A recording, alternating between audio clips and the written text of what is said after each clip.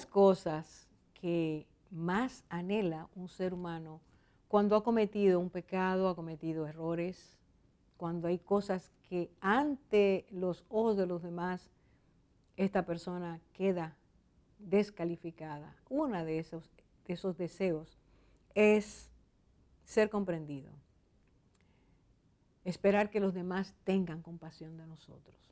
Sin embargo, esto no es algo común, no es así. La mayor parte de las veces, cuando nosotros pecamos o cuando vemos pecar a otros, o surge en nosotros la descalificación, el señalamiento, la falta de compasión, la falta de amor, o eso hacen con nosotros. Hay una historia narrada en Juan capítulo 8, en la cual nosotros vemos, hay un despliegue de pensamientos, de acciones, de conclusiones, que nos enseña esa parte de la naturaleza humana que a veces es tan falta de misericordia. En ese capítulo nosotros vemos claramente cómo dice: un día temprano el Señor se levantó, fue al templo a enseñar, y dice allí, y todo el pueblo vino a oírlo. Ese día había mucha gente en el templo. De hecho, nos dice en qué lugar del templo ocurrió esto: en el lugar donde echaban las ofrendas. Era un lugar donde mucha gente pasaba diariamente. Allí había un pueblo necesitando escuchar las enseñanzas de Jesús. Y de repente, mientras él habla, se acercaron, nada más nos dice, escribas y fariseos, pero venía con ellos un tumulto. Había una situación muy difícil. Y cuando llegan donde el Señor, que lo interrumpen, dicen lo siguiente: esta mujer ha sido sorprendida en el acto mismo de adulterio. La pusieron en el medio para que todo el mundo la viera. Y entonces ellos añaden: y en la ley nos mandó Moisés a apedrear a tales mujeres. Y le dicen al Señor: tú pues, ¿qué dices? Aparentemente, estas personas están esperando que el Señor dé el dictamen final. Y antes de que Él hable, ya le dijeron: recuerda que la ley de Moisés dice que a quienes, las mujeres que encontremos así, hay que apedrearlas. Esta introducción tan inesperada, de seguro que ninguno de los que había ido temprano a escuchar al Señor pensó que iba a encontrarse con eso. Sin embargo, dice la palabra que cuando Cristo escuchó lo que dijeron, Él se inclinó, empezó a escribir en tierra, evidentemente era algo arenoso en el que él pudiera escribir, y no habló, solo escuchó. Se mantuvo pasivo, no reaccionó, no irrumpió tan pronto ellos hablaron a favor ni en contra, ni siquiera habló con la mujer, simplemente empezó a escribir. Pero dice allí que esos acusadores insistían que Cristo hablara. Es necesario que nosotros nos detengamos en algunos aspectos. En primer lugar, para el Señor en ese momento lo importante no era lo que ellos dijeran, sino la justa aplicación de la ley. En segundo lugar, no era lo que ellos decían y la forma en que acusaban lo importante.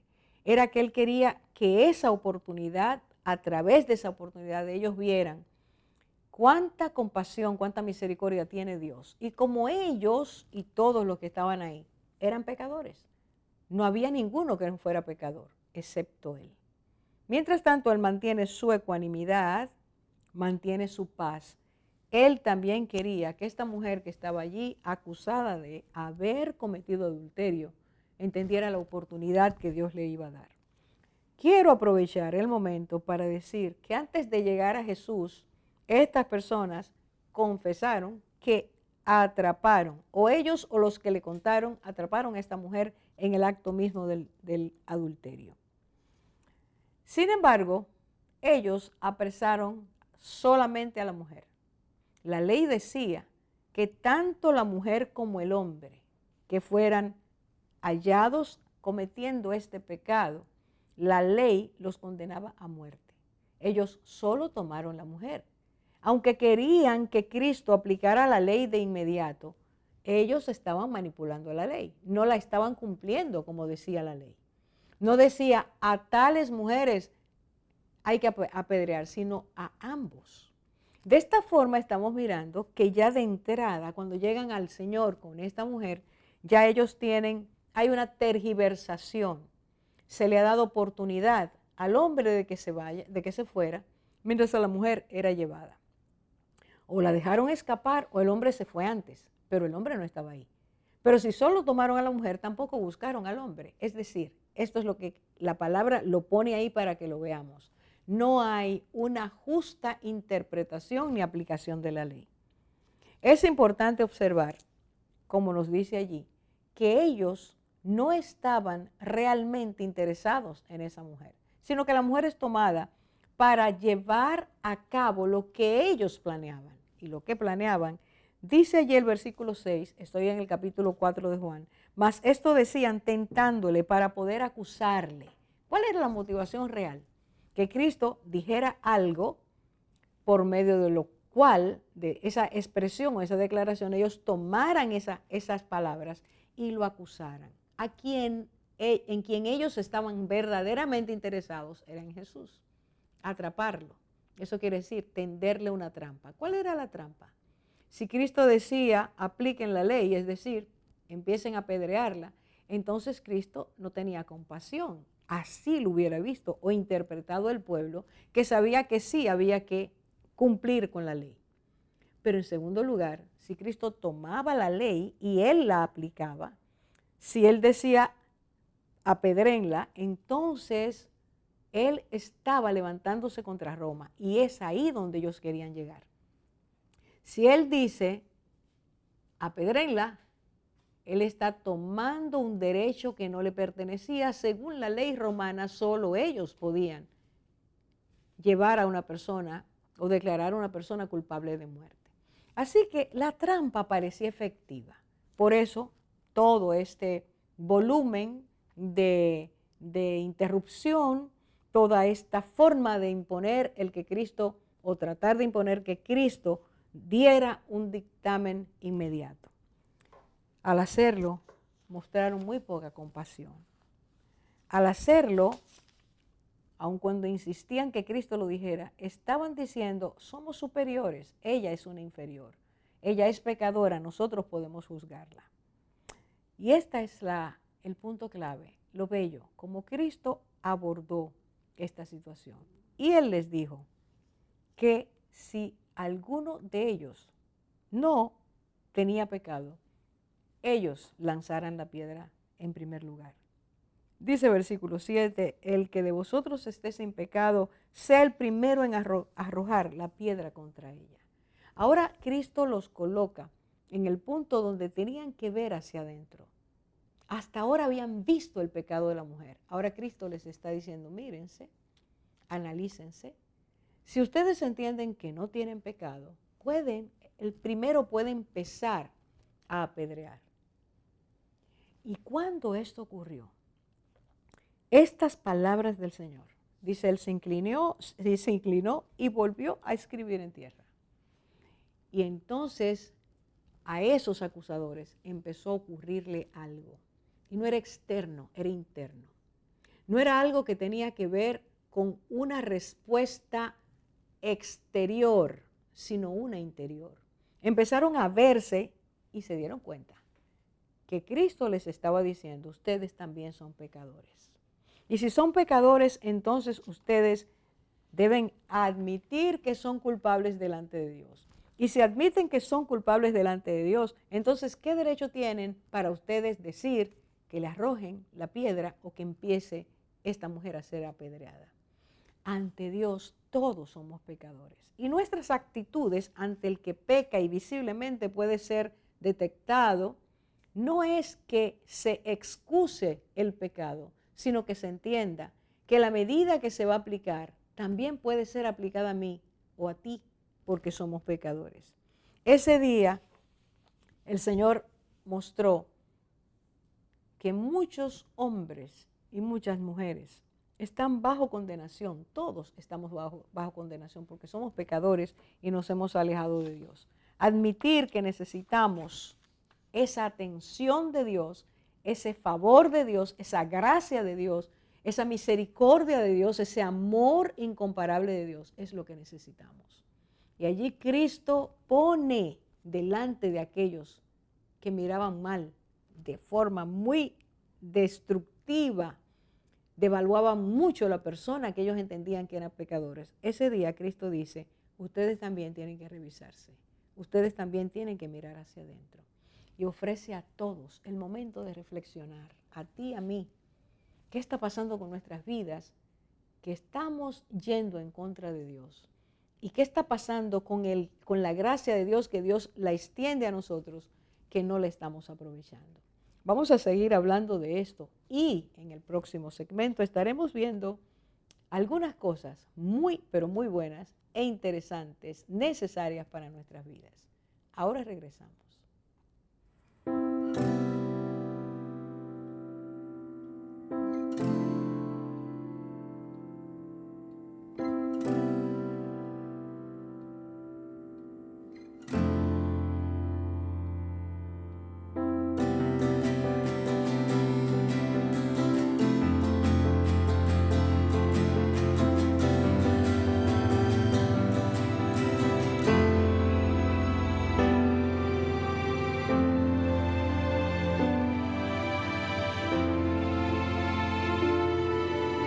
El amor nunca deja de ser.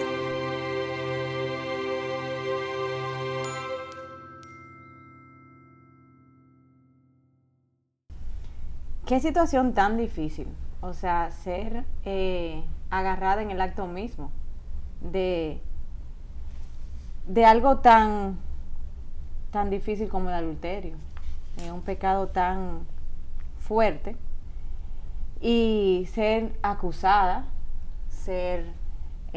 sentirse culpable y confrontada ante tantas personas. Uh-huh.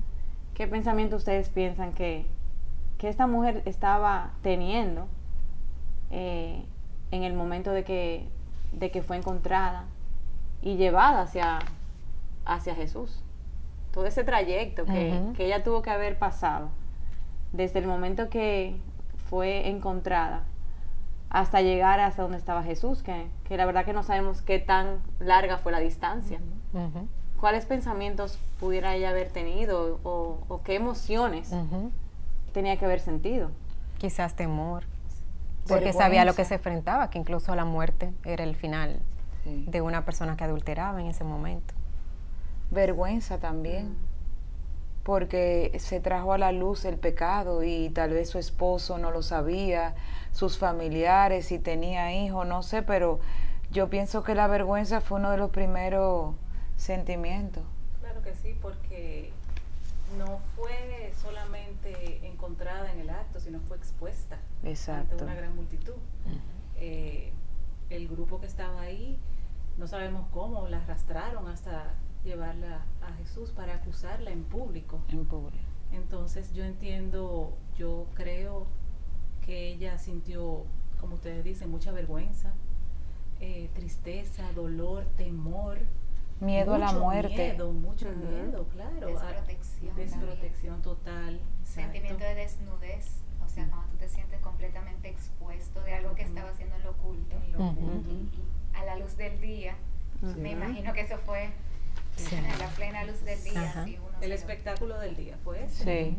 Y también abusándote. Sí, de un momento a otro, de repente, tu mundo se derrumba.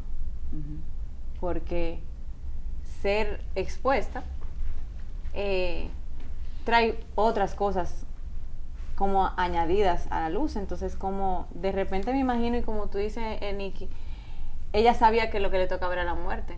O sea, que era un sentimiento de ya, se me acabó. O sea, ya, yo no tengo salida. ¿Y quién me ayuda? Ese sentimiento sentimiento de soledad y que todo, o sea, como que ya, ese sentimiento de que no hay más nada, no hay para dónde coger ya. Y que sea ese pensamiento que a veces uno tiene cuando uno sabe que hizo algo malo y es expuesto o empieza a sufrir la consecuencia de eso malo que hizo, que uno dice, pero ¿para qué lo hice? ¿Para qué me metí en eso? ¿Por qué no escuché o por qué no atendí a tal consejo? O sea, todas esas cosas le pudieron haber estado pasando allá por la mente. Ajá. Sin duda. Tú sabes también otra forma de verlo, una perspectiva diferente, que es tal vez el sentimiento de alivio. Ese sentimiento de a veces que tenemos pecados que no tenemos control sobre ellos y ni a veces ni sabemos por qué actuamos de esa manera. Pero nos gobiernan a tal punto que nos vemos haciéndolo una y otra vez. Y de nada, no sé, se me ocurre que pudiera perfectamente ya sentir alivio. O sea, ya está expuesto lo que me ataba, el secreto que tenía poder sobre mí. Aunque no es fácil y obviamente tenía que pasar y atravesar el momento de, como te dicen, de vergüenza, de dolor, de todas las consecuencias que venían después. Pero ya estaba expuesto, ya no tenía que esconder su condición, como que no tenía que ser esa persona que tal vez ella no quería ser y de alguna manera la tenía atrapada. Ella misma deseaba quizás, ella misma quizás pensaba que merecía la muerte. O sea, su pecado quizás la condena. Pero también pensemos en que mientras era arrastrada o llevada, no sé, exacto, ella era juzgada.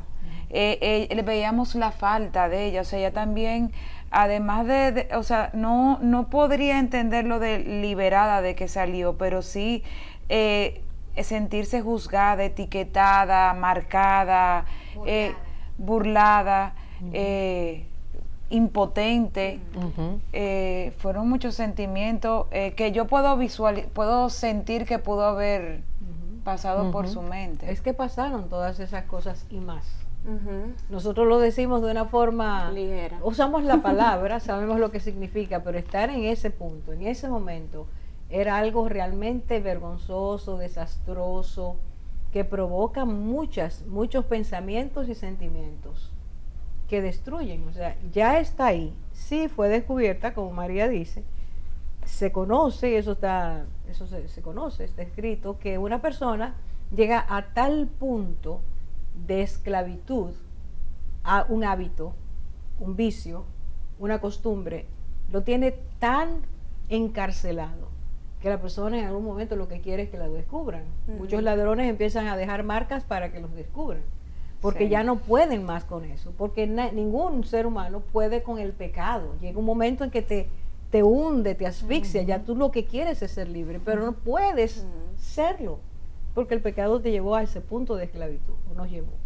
Esta mujer, no sabemos, como yo dije al principio, no sabemos si lo hizo la primera vez o fuera repetitivo. Si lo hizo la primera vez, qué triste su final.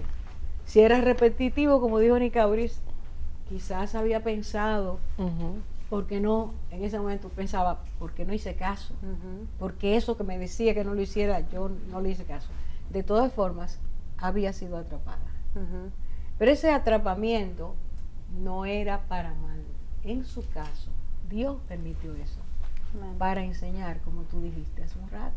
Esta historia nos coloca a todas, porque se trata de una mujer, nos coloca a todos, a todas, ante esa disyuntiva. ¿Qué estoy haciendo con mi vida? Porque puede ser ese pecado, puede ser otro. ¿Pero qué estoy haciendo? ¿Hasta dónde estoy dejándome envolver por esto?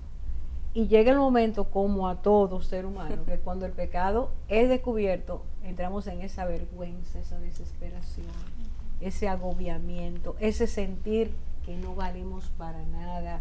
Todo esto que provoca la culpa. Esta mujer está ahí, delante del Señor. Fíjense que dice la palabra, que la llevaron y la pusieron en medio. No le dijeron a Jesús, porque Jesús estaba enseñando. Mira, danos un momentito que queremos plantearte eso. No.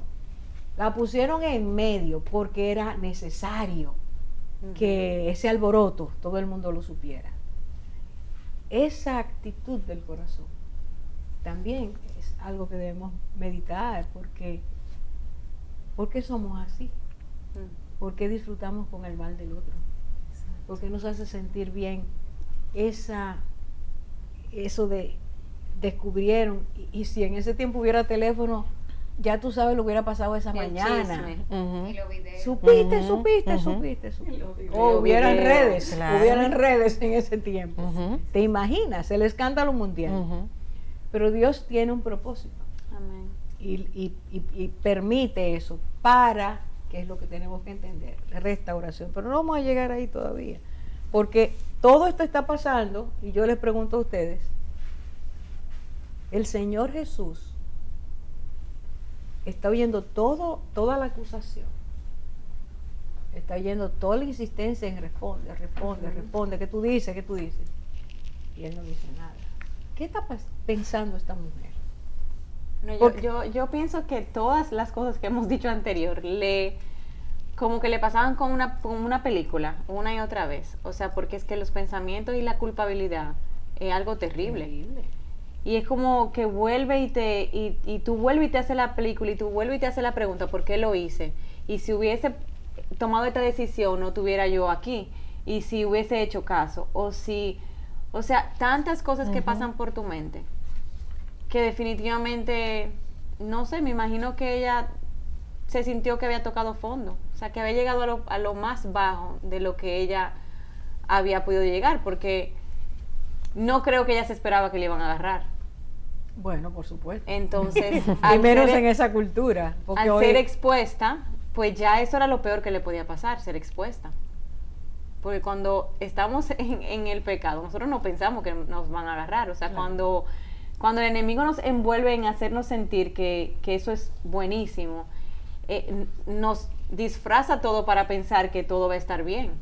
Y justamente cuando somos expuestos, entonces él se retira y que pase, que pase lo que... exactamente. Hablando tú, María, vino a mí eso que pasó en el Génesis. Porque es que tenemos que volver siempre ahí, es el origen de todo. Donde el enemigo, en el momento en que el enemigo le dice a Eva, no, ciertamente no morirás. Sí. O sea, no te va a pasar nada. Eso es lo que nos ocurre con el pecado, que pensamos, no va a pasar nada ya, no va a pasar nada. Y ahí somos atrapados, ahí somos tomados. Así que vamos a hacer una pausa para volver al próximo y adentrarnos un poco en Cristo y la mujer, porque al final eso es lo que importa, ¿verdad? Lo que Cristo hizo. Regresamos.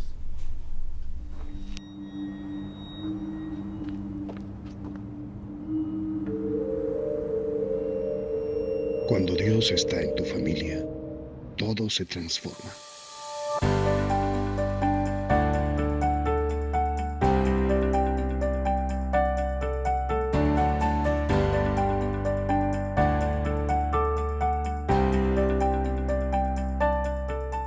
Familia sana, nación que gana. Vivimos en un tiempo en el cual se dice que los valores ya no tienen el mismo precio que antes. Vivimos en un tiempo que se conoce como posmodernidad, posverdad.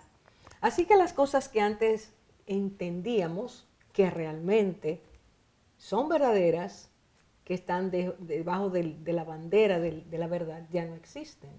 Y esto ha afectado, evidentemente, a todas las generaciones, a los que ya somos viejos, a los que son niños, a los que son adolescentes, a los que son jóvenes maduros. Todos hemos sido afectados. Pero los que realmente más dolor, o más, en el punto contrario, más incrédulos acerca de la verdad, los más afectados han sido los jóvenes, por todo lo que oyen, por todo lo que ven, por la inundación de información. Una vez más, Lisa está con nosotros, porque ella es la representante dentro de este programa de los jóvenes. Y Dios le ha regalado una gran experiencia con ellos, puedes hablar de ellos con mucha facilidad, porque además eres joven. Sí. Entonces entiendes bien el lenguaje y las intenciones. Lisa, la historia que estamos estudiando hoy, que hace un rato hablé de ella y que vamos a seguir hablando, es de aquella mujer que fue encontrada en el acto mismo del adulterio, nos lo relata Juan capítulo 8. Y esta mujer es colocada en medio de una multitud, porque ese día había mucha gente en el templo, Jesús está enseñando, bueno, todo lo que se desencadena de esa persona que ha sido tomada en el pecado, etc., produce una cantidad de efectos y de consecuencias. Muchas veces no sabemos cómo enfrentar el pecado y tenemos mecanismos de defensa.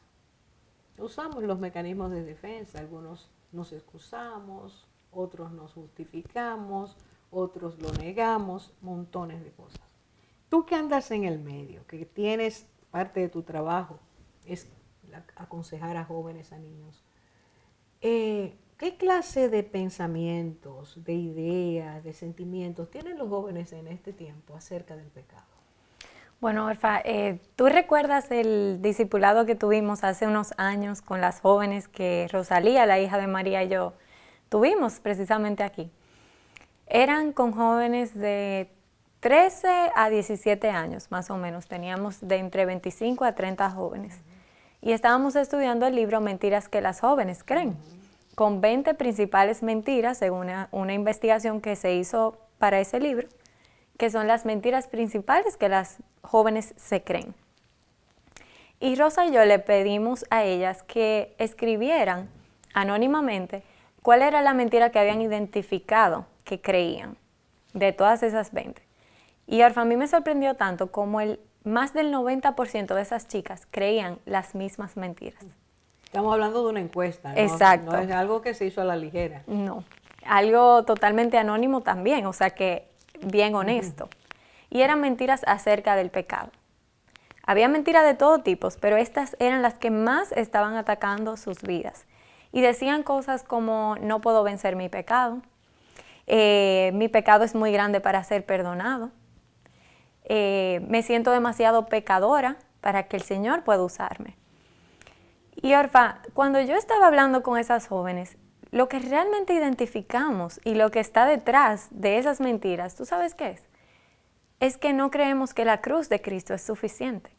¿Y por qué habrían de creer ellas eso? Porque cuando dicen mi pecado es demasiado grande para ser perdonado, estamos diciendo entonces que la cruz de Cristo no es suficientemente grande para mi pecado. Su sacrificio. Su sacrificio no es suficiente, su sangre no fue suficiente. Y cuando se sienten demasiado pecadoras como para que Dios las use, o sea, son tantas mentiras, pero cuando vemos la palabra, ¿qué dice en Romanos?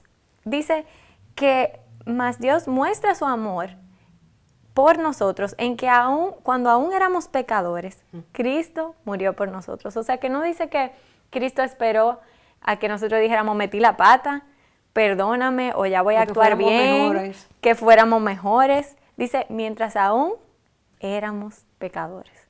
¿Qué quiere decir eso? Que en tu pecado el Señor te vio y te amó. No ama el pecado, pero te ama a ti. Y es como hasta irónico que ¿cuál es como el carné que realmente permite que el Señor derrame su gracia? Es el ser pecadores. O sea, nuestra condición de pecado es lo que permite realmente que el Señor nos dé su gracia. Porque la salvación es para los pecadores. Exacto. Pero cuando tú decías eso, siendo aún pecadores, el Señor está estableciendo un estado en el que todos estamos. Exacto. O sea, la salvación es para todos. Uh-huh. Y a las chicas les cuesta trabajo creer eso. Exacto. Y es como que el prerequisito para la gracia de Dios es ser bueno. No es ser bueno, es ser pecadores. Y donde dice la palabra que mientras más pecado tú tienes, más gracia hay. O sea, donde abundó el pecado, sobreabundó la gracia. Eso no nos da libertad para pecar. Y tú estás usando un término que quizás para muchas de las muchachas que nos pudieran ver, o de las más crecidas, ¿verdad? Mujeres ya, no sea tan claro. Okay. ¿Gracia qué significa? Bueno, yo creo que la gracia se entiende cuando tú tienes un encuentro personal con el Señor. Y yo creo que en el momento en que yo entendí la gracia, fue un momento donde yo acababa de llegar a mi casa. Y yo iba en el carro, apago todo, pero yo estaba tan dolida, yo me sentía tan triste y tan culpable porque yo seguía pecando. Yo decía, Señor, pero ¿por qué que yo soy tan pecadora? O sea, yo digo que te voy a servir, pero peco. Y yo me sentía como tan mal y el Señor, ¿tú sabes lo que me dijo, Orfa? Yo nunca escribí esas palabras, pero nunca se me han olvidado. Me dijo, Lisa, yo ya morí por ti para verte a través de mi sangre y hacerte todo lo que yo quiero que tú seas. Wow. Gloria a Dios. O sea, cuando yo entendí eso, fue que yo dije, o sea, toda mi vida yo he sido instruida en la palabra, he tenido esa bendición, pero en ese momento yo entendí lo que era la gracia. ¿Por qué? Porque es como cuando yo se lo explico a niños chiquitos, yo les digo, miren, tengo estos lentes rojos. Si yo me los pongo, yo no puedo ver azul, yo no puedo ver verde, y se los pruebo. ¿Verdad? ¿Qué ven? Rojo. Y así es Cristo, el Señor, perdón, Dios. Cuando Él nos ve, es como si nos viera por el filtro de Cristo. A través de Él. A través de Cristo. De su amor, de su misericordia, del sacrificio, porque Él murió para eso. Ajá. Eso es gracia. Esa es la gracia. Y entender la gracia, si estamos muy enfrascadas o enfrascados en nosotros mismos porque el pecado nos ha atado, como tenía esta mujer, por ejemplo, es muy difícil creer que esa gracia es para mí también. Exacto. Muy difícil. Entonces se nos hace un poquito complicado aceptar fácilmente la gracia. Es gratis, Cristo lo hizo todo, pero se nos hace un poquito difícil entender que sea para nosotros. Sí. Qué bueno que Dios nos hace entender eso. Y sobreabundar quiere decir, hay más. Mi gracia es más grande que tu pecado. ¿Es eso lo que quiere Exacto. Eso es exactamente precioso. lo que Precioso. quiere decir. Eso es precioso. Lisa, ¿y cómo tú entiendes o qué entiendes que pudieran ser estrategias para poder vivir esa gracia y mantenerte en la gracia?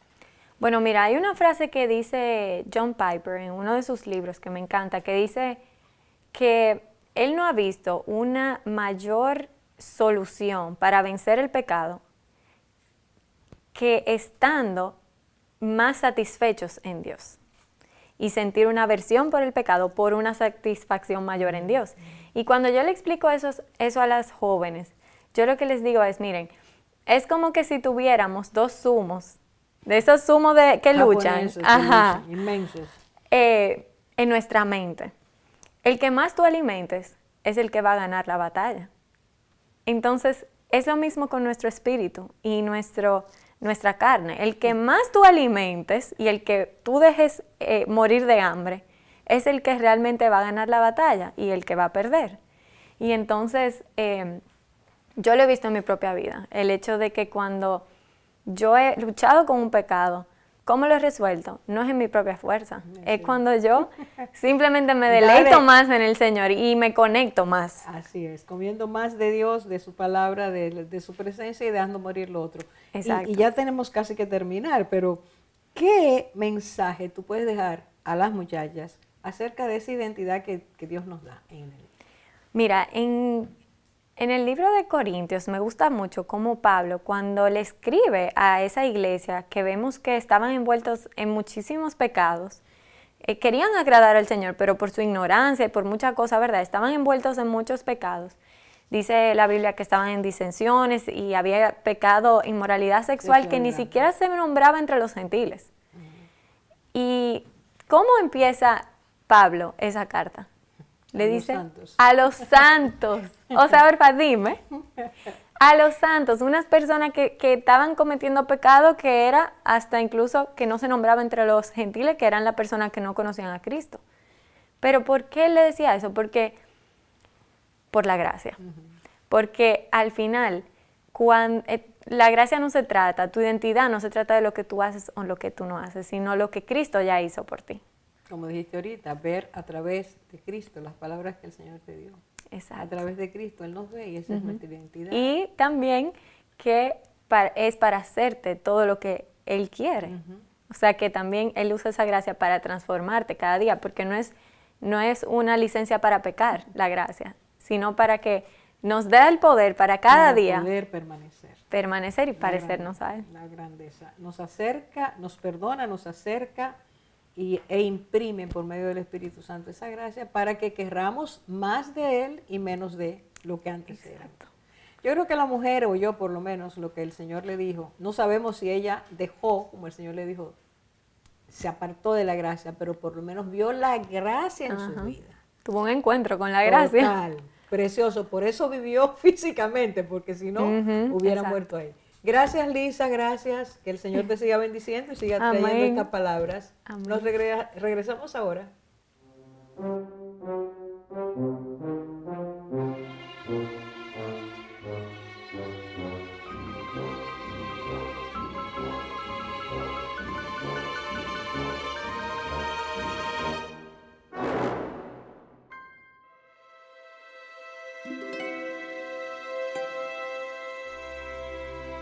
Qué vergüenza es decidir antes de conocer los hechos.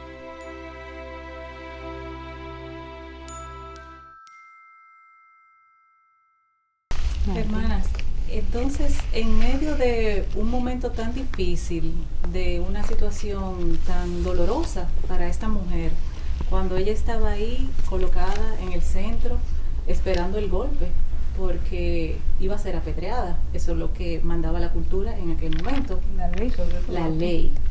Ella esperando, no caía ninguna piedra.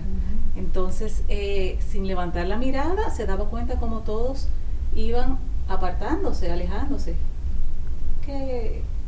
O sea, es un ¿cómo momento, se habrá sentido en ese momento? Un momento sumamente tenso, Temor, agobiador. confusión. Totalmente. Porque ella estaba esperando la piedra. Sí. Y la pregunta que Cristo hizo a los acusadores provocó un silencio.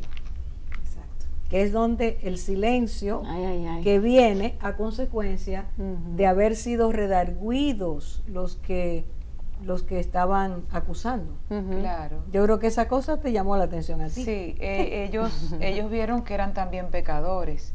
Y me llamó, cuando estaba leyendo ese versículo, me vino a la mente en Mateo que dice: ¿y por qué miras la paja que está en el ojo de tu hermano y no echas a ver la viga que está en tu propio ojo? O sea, lo que quiso decir Jesús era: miren que ustedes también son pecadores, para venir a juzgar a la mujer. Y juzgar con sentido de orgullo, altivez, porque somos perfectos. Para condenar. Vamos. Esa actitud. Capaces de que ella fuera a la muerte. Totalmente. O sea, ellos iban a convertirse en homicidas, pero ese era el deseo, o sea, que no les importaba lo que ella pasara ni las consecuencias que ella tuviera para que ellos pudieran lograr su cometido, que al principio dijimos que era un deseo de agarrar a Jesús. Esa era la motivación correcta. Sí. La mujer se convirtió en una carnada en ese momento. El objetivo era que Cristo, ante el planteamiento que le hacían, porque era un planteamiento que tenía consecuencias, si Jesús decía, sí, apedrénla, apedrénla, la ley le dice, inmediatamente iba a aparecer delante del pueblo, fíjense qué contradicción, qué paradoja, como alguien que no tenía compasión. Pero además de eso, si él decía apedrénla, Roma inmediatamente iba en contra de él, porque los únicos que podían dar muerte eran los romanos. Si él asumía eso para dar cumplimiento a la ley, inmediatamente él iba a ser culpado de que él mandó a asesinar y él no tenía derecho a hacerlo. Que era probablemente lo que los fariseos querían que pasara. Exactamente, eso era lo que ellos querían. Así que esta mujer, fíjense, fue atrapada, está dándole la oportunidad a ellos. Ellos la ven como una oportunidad para acusar al Señor. Sus motivaciones eran muy dañinas. Qué precioso es ver que, como tú decías, que todo tiene propósito. O sea, ellos buscaban agarrar a Jesús y esta mujer se encontraba ahí como carnada. Pero lo que pasa ahora en la historia es precioso, porque ella tiene un encuentro personal con Jesucristo. Personal y tierno. Porque no sé ustedes, pero yo veo ahí tanta ternura. Hasta en el silencio, como Hasta en el decíamos, hasta en el silencio. silencio. El Señor dejó que ellos hablaran, acusaran, insistieran, y Él no dijo nada. Nunca se refirió a ella, Qué bello. sino que dejó que ellos se fueran, habiendo redarguido con sus palabras la conciencia. Dice, ellos se dieron cuenta de lo mal que estaban. Y se fueron sigilosamente uno a uno. Y es entonces donde Él le dice a la mujer, mujer, 2 preguntas, señoras, que tenemos que pensar en ellas. Sí. Pero Orfa, el trato de Jesús, yo pienso, con los fariseos, fue también en amor, porque Él lo que le hace a ellos es no una pregunta, le hace un comentario para que ellos puedan ver su corazón, la condición de su corazón. O sea, el trato de Él fue hermoso. Es que el trato de Cristo siempre fue hermoso. Así es. Porque vino a tocar nuestras vidas, somos pecadores, todos hemos ofendido a Dios, todos hemos hecho lo que no debemos y nos hemos hecho daño. Cristo dice, porque de tal manera amó Dios al mundo que ha dado a su Hijo unigénito para que todo aquel que cree en Él no se pierda. A eso fue que Él vino. Esa mujer, Cristo la ve como una persona que necesita a Dios. Así que no arremete contra ella, pero tampoco arremete contra los que se arremetieron con Él. Exacto. Y Cristo nos enseña cómo Él responde al pecado. Al pecado del hombre. Le permitió ver a ella y a ellos que estaban en la misma condición. Sin duda. O sea, con la pregunta que le hacía. O sea, le hace esas 2 preguntas, pero justamente esa primera pregunta, ¿dónde están los que te acusan?, es para que ella misma también se dé cuenta que ella no era ella era la que estaba expuesta, pero ella no era la única que estaba La única en pecadora. pecado, ni pecadora. Y la única digna de muerte. Porque Exacto, dice, o sea, los la otros paga del pecado también. es muerte. O sea, todos ahí tenían, o sea, el mismo destino. Si no es- Desde el más pequeño hasta el más viejo. Todos fueron apartándose. Y es interesante porque mientras eso pasa, que Cristo dice lo que dijo, el que de vosotros esté sin pecado, que arroje la piedra el primero. Esta mujer, el que esté sin pecado, porque están acusando a una pecadora, hay algo que se produce también en la mujer, En su corazón. en su corazón, aunque aquí, Reconocimiento. porque Cristo está diciendo, ustedes dicen que ella es lo que es porque la encontraron, pero ustedes están sin pecado.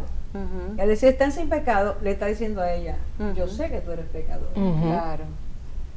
Ya Cristo está dando el mensaje sin estar refiriéndose directamente a ella. Y es que esa es la mejor manera, Orfa. O sea, yo veo tantas veces cuando el Señor trabaja en mi corazón que no me dice, o sea, no me llama por un nombre particular, de un pecado particular, sino que redarguye mi corazón de tal manera que es como una convicción interna, que ya yo no necesito que me digan más, o sea, ya yo sé. Y entonces eso me permite entonces arrepentirme, que es justamente lo que Él quiere. O sea, llevarnos a humillarnos, a reconocer que estamos en falta y a permitir y a dar lugar a ese arrepentimiento, que es el que realmente no va a llegar a dar frutos dignos de arrepentimiento, o sea, a transformarnos y a dejar de pecar y a dejar de hacer eso que nos va a llevar a la muerte. El toque a la conciencia, si respondemos, es lo que va a traernos a encaminarnos hacia aceptación del pecado, pedir a Dios que nos perdone. Porque cuando repetimos el pecado, nuestra conciencia se cauteriza. Nos acostumbramos a pecar y entendemos que es bueno hacerlo. Cuando Cristo nos confronta, como se endureció la conciencia, Él está tocando a la puerta. Y es lo que pasó ahí. Hay un versículo que dice que la benignidad de Cristo nos guía al arrepentimiento, o sea, su benignidad. Eso es lo que yo veo aquí. Amén. Y en ese silencio, mientras iban saliendo, ella tuvo un tiempo, o sea, no lo dice, pero de lloro, de arrepentimiento, porque fue encontrada. Y ya ese pecado no tenía control sobre ella, para entonces ella tener su proceso de arrepentimiento. Así es. Y la pregunta a ella, la segunda pregunta de Cristo es, ninguno te condenó, ninguno te condenó, porque condenarla implicaba gráficamente, empieza a lanzar la piedra. Claro. Ninguno te condenó, y ella le dice, ninguno, Ninguno, Señor. Y él Señor. dice, ni yo te condeno. Eso es lo que está pasando Grandioso. ahí. Es una de las terapias más sanadoras que yo conozco.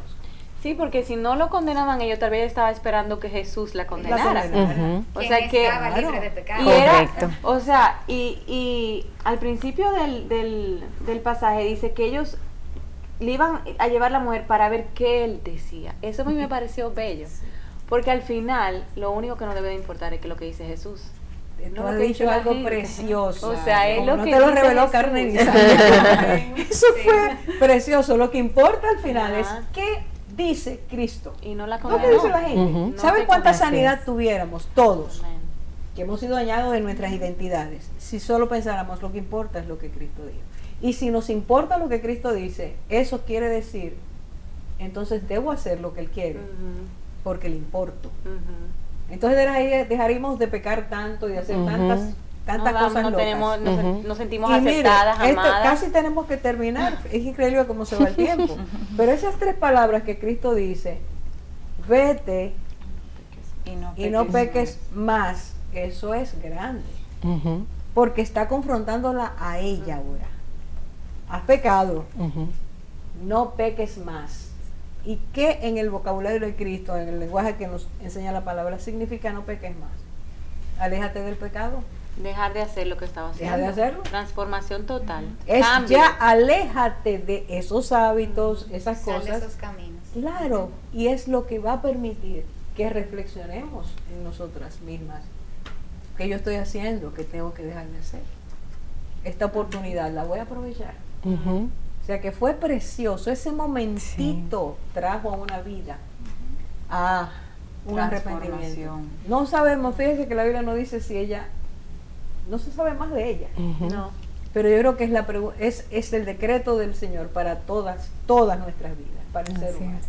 Vete y no peques más. Eso es para todo, aplicable a todo ser humano. Ujú. Que nosotros podamos decirle al Señor, te oigo, gracias por la oportunidad, gracias por enseñarme, gracias por no condenarme, y quiero empezar a aprender la vida de dejar atrás el pecado. Otra vez, se nos acabó el tiempo, pero esto es para pensar. A eso te invitamos, a que pienses qué hay en ti que necesitas al Salvador. Dios te bendiga.